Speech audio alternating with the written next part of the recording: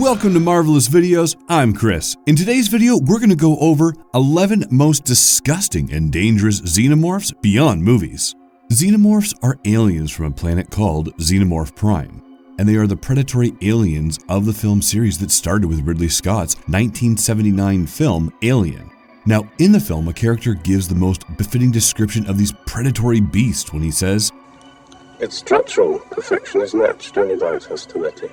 In the late 70s, a Swiss surrealist artist by the name of H.R. Giger painted the Necronom IV. This painting was used as a concept art by Ridley for his film, and the rest, well, as they say, is history. Not only did Giger win the 1980 Oscar for visual effects, but xenomorphs have since then attracted a global fan following.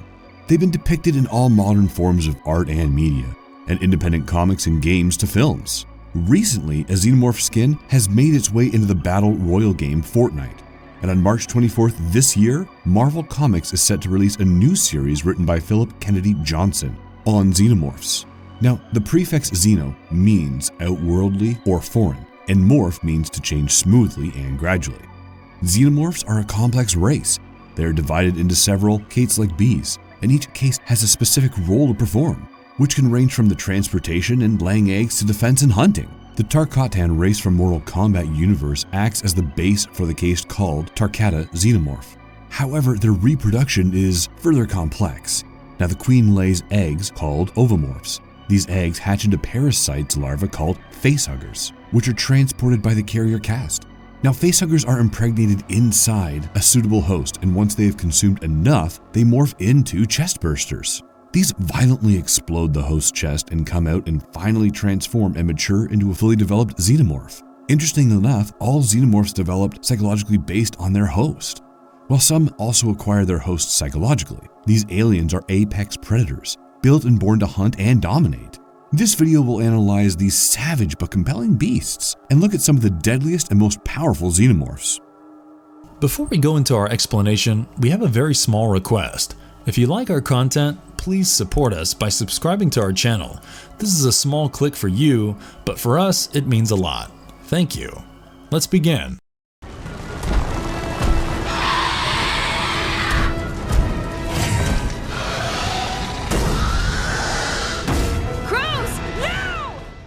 Crusher, introduced in Aliens, colonial marines. These mean xenomorphs are also called chargers because they charge like a bull at high speeds towards their victim. A characteristic feature of these xenomorphs is their large crest on the head. These crests are incredibly durable and bulky with the ability to dispense heavy ammunition with ease. On a successful attack, they can cause internal hemorrhages and bone fractures due to the force and momentum that crushers create while running. This blunt force trauma is enough to take down armored vehicles. Crushers are Praetorians or the Royal Guards. Their tank-like armor structure allows them to become strong defense for the Hive or the Queen herself. Like other Praetorians, Crushers give out a screeching and loud roar. It seems like this is a war cry.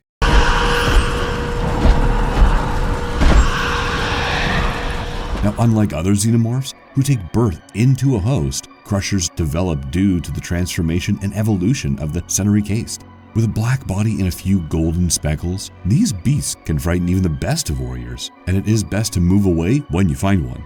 However, a Crusher's strength is also its weakness because it lowers its head to run for the attack. It becomes practically blind and cannot change its direction if the opponent moves. And a more agile opponent can deal damage to its otherwise vulnerable torso. The heavy head also restricts it from climbing walls as the weight of the head pulls it down.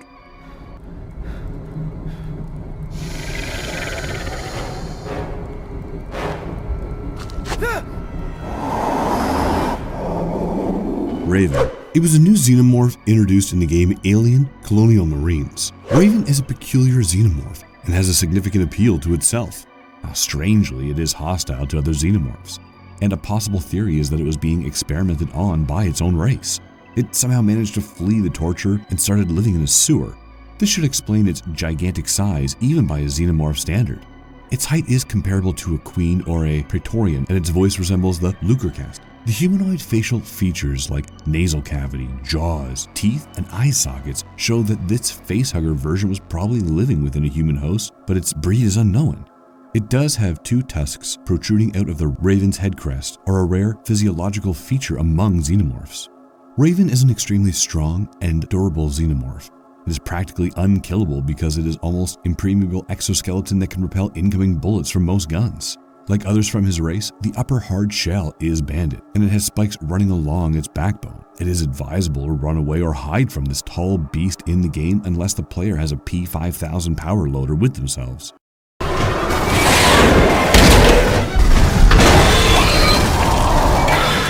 We analyzed this piece of mechanical marvel in an earlier video, titled 9 Insanely Powerful Mech Suits and Bioarmors in Movies. Do check it out for a detailed explanation of the power loader and other mechanical exoskeletons. Rogue Xenomorph. In 1993, Dark Horse Comics released a miniseries called Aliens Rogue. Ian Eddington wrote the story, and the graphics were designed by William Simpson. In this intense, strong story, Professor Ernest Klitz works for the ZCT Corporation while John Cray works for the competitor Grant Corporation. Cray is sent to work with Klist, who has a well-intentioned but dangerous plan to create an artificial king xenomorph by altering the biology and psychology of captured xenomorphs. Initially, he suffers grand failures and setbacks, but after Cray's cover is blown, Klist has an epiphany, and he splices Cray's DNA with a xenomorph and successfully creates the king xenomorph. This brute monster is every bit as strong as Queen Xeno or her royal guards. He doesn't see humans as enemies but treats other xenomorphs as hostile and begins to slaughter them. Klest also wants to alter the king's psychology and control it so that it follows Klest's commands. Now other xenomorphs would follow the king. This strange and dangerous belief was Klest's master plan to use Xenos for the benefit of humanity. However, the base where the king xenomorph was created held captive a queen xenomorph. Being in the vicinity of another creature, the king Xeno felt his authority threatened, so he broke containment and dueled the queen. We'll not spoil the ending for you, but we assure you it is grand. Now that Marvel Comics is coming out with a Xenomorph comic, we hope they bring the great Rogue King back.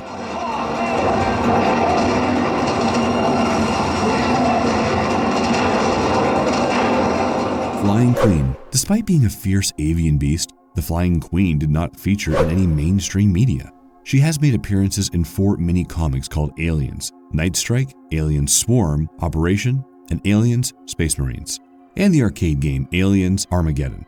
Now Flying Queen has portrayed in various ways, but her characteristics feature remain the same. She is shown as a vast dragon-like creature with tremendous wingspan. These wings could range from black and blue in color, and the texture could be membraned or thick. Her tail is highly advanced, which she uses for various purposes, like navigation and attacking.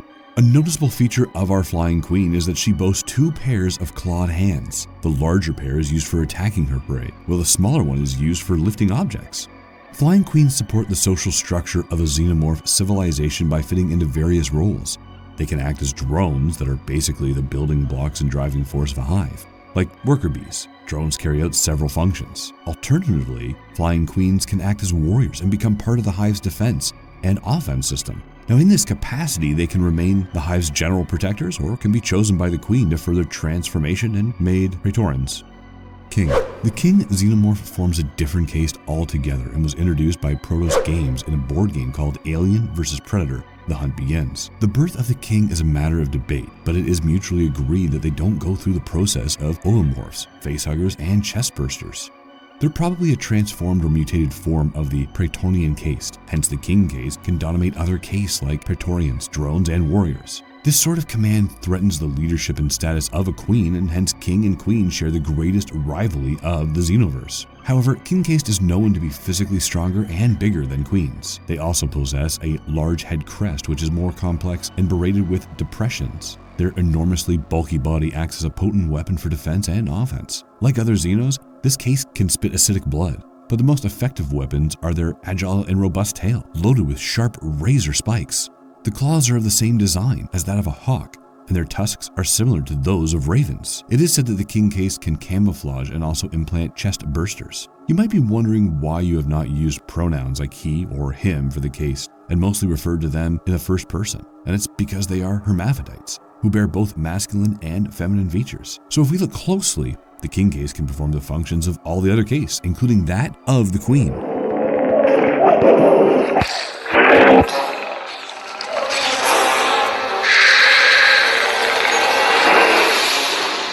Berserker-Alien. The Berserker-Alien features in a novel called Aliens, Berserker, and a video game called Alien vs. Predator Evolution. As you are noticing, the game combines the worlds of Xenomorph aliens and Yautja predators. The Berserker-Alien is the ultimate culmination of these two species and was born when a Berserker super predator was impregnated with a Xenomorph Chestburster. The Yautja are the one of the strongest hosts for a Chestburster, and the result, predalians become one of the most aggressive combat beasts. Because of its unique parentage, the Berserker-Alien wields several authorities that make it an ultimate killing machine. It is far superior in strength, speed, and agility when compared to the drone or warrior castes. Its sharpened claws can penetrate the exoskeleton of most Xenomorphs and other predalians. Its armor and height are comparable to those of Praetorian. This magnificent beast has an agile and powerful tail that can smash and even knock down enemies. What makes the Berserker-Alien look fierce is its black and red coloration, in addition to a red inner jaw with razor-sharp teeth. Like other Xenomorphs, it has a durable head crest that it can use in battles. We think it's very disheartening not to be able to find an immensely compelling killing machine like this one in films. Red Xenomorph. The Red Xenomorph is not a single alien but a different race of Xenomorphs who were introduced in Aliens Genocide. As the title suggests, the story revolves around the battle between the Black Xenomorph and the Red Xenomorph. After the last Queen Mother is kidnapped on Xenomorph Prime, the Royal Guards start cocooning Queen Chestbursters to get a new mother, although many groups of these animalistic creatures start the process. Ultimately, a Red Queen Mother is born, and with her birth begin the Xenomorph civil war that culminated in genocide. Queen Mother are larger than queens. The creators of the literature said that the red color was only given to illustrate in the comics. In reality, the two fractions would smell different or have some similar intangible differences. Interestingly, this is one of the most relatable yet dark comics from Black Horse Comic, sheerly because it contains elements like genocide, civil war, and racism. This theme of the intra-Xenomorph civil war was once again touched in a series called Aliens DNA War. Now, this would be a treat to the eye to see these grisly beasts destroy each other, and at least for once let the humans sit with a bucket of popcorn and watch the show. White Hybrid. We are aware of predalians and the havoc they create. Berserker-Alien is like an earthquake that wants to destroy everything it sees. The only common link between aliens and predators are the good old humans. We humans as a species are very persistent, intelligent, curious, hardworking, and well, cunning, among other things. Whereas the Xenomorphs or aliens are savagely fierce, cruel, and violent creatures who spit acidic blood. They reproduce by literally bursting some unfortunate being's chest. On the other hand, the Yautja from Predator world is a different deal altogether. These are hefty combatants with some really advanced technology and come with an innate desire to hunt. The predatory instinct in them is both animalistic and analytical. Thankfully, we don't have to get into this bizarre nomenclature because this intriguing question is answered in Aliens vs. Predator, Deadliest of the Species, a 12-issue comic book series. The comic introduces us to the white hybrids that were species created when a corrupt artificial intelligence computer combines the DNA of humans, predators, and aliens. The white hybrid has the deadliest characteristics from all three species, making it the deadliest of all of them. These can speak, use many weapons, and stand in an erect stance like humans and Yautja. From Xenomorphs, they acquire a eusocial society, claws in place of fingers. They are incredibly bony and come with 2 sets of jaws. As the name suggests, they are essentially white in color but have red eyes. The white hybrids share one more commonality with predalians, and it is Marvelous Videos' John Space's central wish to be able to see the royal monster in a film, or maybe even in a game. Ultramorph was brought in to write the 2012 film Prometheus and gave birth to the translucent skinned Xenomorph. It was born when a chestburster did its little thing on a space jockey. An Ultramorph is an extremely tall beast and possesses a cylindrical and elongated skull with big black eyes erupting from its head. Strangely, this Xenomorph has qualities that are straight from the paintings of Giger, but not unlike other Xenomorphs. It doesn't have an exoskeleton and has biomechanical physiology. The creature had one of the most humanoid features, like 5 fingers and an upright stance. It could run like a human, but at superhuman speeds. Like other Xenomorphs, it also had acidic blood, but its tail was deadlier than other aliens and came attached with a spear-like part. The jockey-born Xenomorph makes an appearance in the comic book called Aliens Apocalypse, Aliens Infestation. However, in the final script, the Ultramorph was replaced by another Xenomorph called Deacon. Ridley Scott came back to the Xenoverse with Prometheus and gave us a visually stunning film, much like its 1979 film Aliens. Fans are divided in opinion because one half likes the effective use of special effects in the first film, and the other half prefers the SFX VFX combination of the second film. Although in a universal truth that lovers of the Predatory universe have no shortage of respect for both films. Wraith. This hermaphrodite xenomorph was introduced in a one-shot comic by Dark Horse Comics published in 1998. Alien's Wraith was written by J. Stevens. The art was provided by Eduardo Risso. It centers around an alien that lives like a lone wolf in the planet called Trigu Mers and has an insatiable hunger for human flesh. Locals said that it's claimed the lives of 12 young boys before it was finally put down by the colonial marines. The comic describes Wraith in a very particular fashion, with white skin, a skinny and fragile body, and unusually long arms. Wraith was slow but strong. It could not even walk in an upright stance and looked like a hunchback. Now we believe this was Wraith's last day as a living xenomorph, and he was close to his natural death due to old age but was killed easily by the colonial marines. He was possibly so old that his exoskeleton had deteriorated into nothingness. Interestingly enough, a first-person perspective shooting game called Evolve has a playable monster character named Wraith, and the character's appearance seems unquestionably similar to the Xenomorph Wraith. Queen Mother. These creatures are arguably the most superior caste of Xenomorph Prime. They outsize the queens and command over a larger population of xenomorphs than a regular queen. A queen mother performs a similar role of laying eggs and maintaining a hive, but these are once again larger in quantity. She doesn't have an enhanced head crest like the other large xenomorphs, but Queen Mother boasts a spiky spine and tentacle-like appendages hanging from their mouth. These flesh whips may work as sound wave receptors. Her tail comes with sharp blades that can easily slice through humans and other inanimate objects, while the claws are strong enough to desecrate armored vehicles.